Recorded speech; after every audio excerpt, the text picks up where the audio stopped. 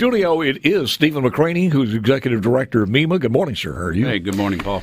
It's good to have you first time. This is his virgin appearance here. And wow, you had to go right there. Right there, to the heart of it all. The start of the hurricane season is on. Today is the official day. Yes, it is.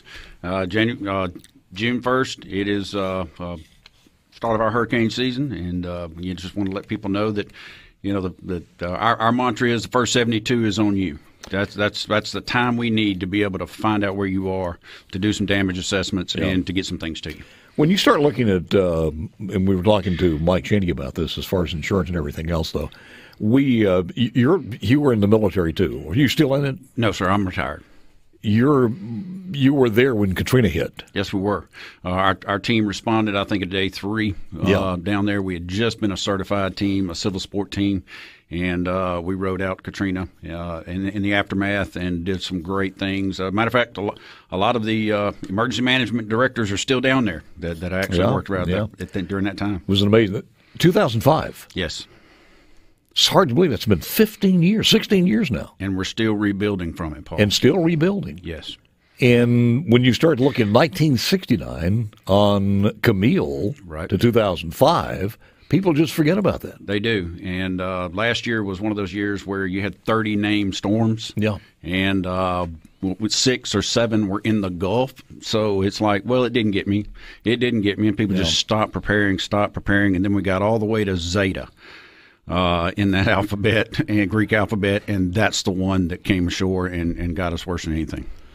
Well, and we did get by lucky with that one for the most part. When you start looking at how bad the Katrina was, but. We did end up with about $19 million of individual assistance out to homeowners and whatnot, and we got about 8.5, almost $9 million in property damage that we're still working on. We all have visions of that.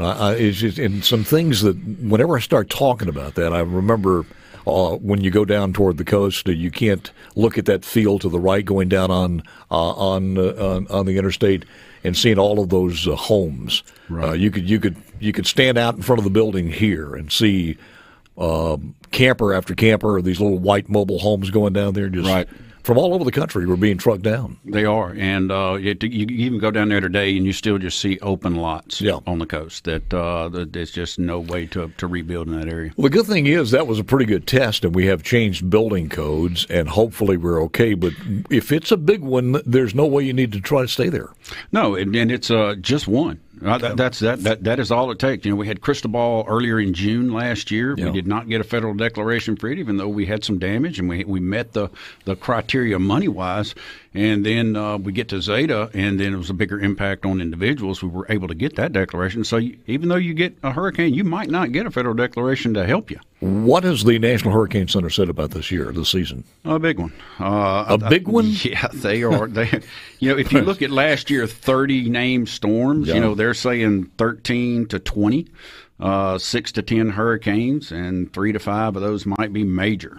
But again, just one, Category 1 or a good tropical storm, and you're not having a good Last day. year was a weird year. You would hope that they don't run consecutively. No, we gave the outgoing executive director a picture chart with all 30 storms on them and told him to take them with him. How's he doing? He's doing great. Talked to him the other day, and he took a little bit of time off. Now he's getting out and getting busy again. Is he okay from COVID? Yes, sir. Yes, sir. Fully recovered. And he's doing well. That's good. Well, you say this over and over again, but just be prepared. Have certainly if you're on the coast and inland for a while, and just build up your supplies. Exactly. Have them somewhere that you know where they are, and kind of get ready for those. Yeah, you're not thirsty until you don't have water. Yeah. So a gallon a day for a person, and the National Weather Service and some others are saying be prepared for 7 days. I'm telling you, I need 72 hours. One for the local emergency managers to really locate where you are, what's happening, and where the biggest need is, and then we can mobilize those things. I don't want to be a hypocrite, so I have to put a disclaimer on this one, because I would be a hypocrite if I didn't say this. Every time it happens, and the last time it happens is when Perez and I went through this thing, we came into work with the ice storm.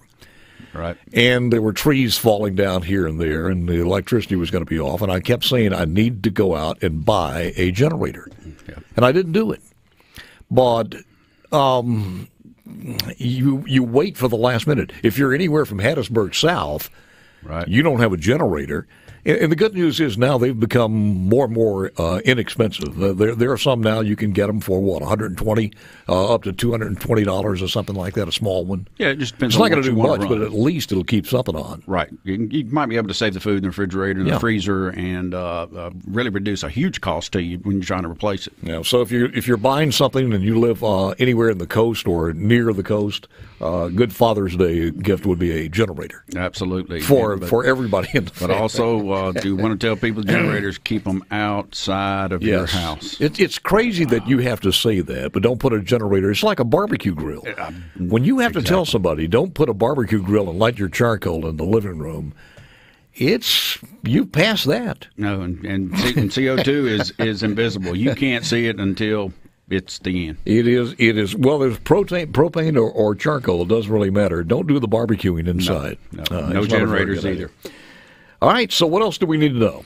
Well, we got some programs going on the coast today. I've got my external affairs teams down there. We are produced an all-hazard guide along with our hurricane guides, and that is in English, Spanish, and Vietnamese. We're looking at all communities. We'll also have some Braille copies available.